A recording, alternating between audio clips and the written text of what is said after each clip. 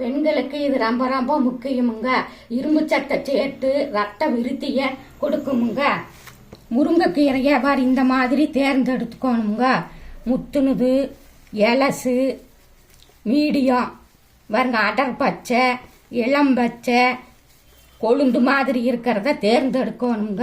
இதைய நானே பவுன் ஃபுட்ஸின் பாரம்பரிய முறையில் குரு வைத்திய உணவே மருந்தாக பொரியலாகவும் சாம்பாராகவும் குழம்பாகவும் நான் வச்சு காட்டுறேனுங்க.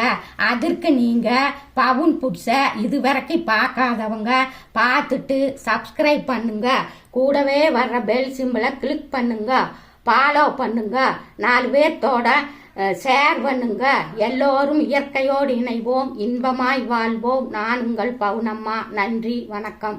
எனதருமை குடும்ப உறவுகளை தெளிவாக பார்த்துங்க. பவுன் ஃபுட்ஸில் பவுன் அம்மா உங்களுக்காக தொகுத்து வழங்கிட்டு இருக்காங்க. நம்ம ஜெம்சியின் குடும்ப உறவுகள் தனியாக உணவு தயாரிப்பு நிகழ்ச்சிகளை மட்டும் கண்டு கழிக்கிறதுக்கு இதில் இணைஞ்சிக்குங்க.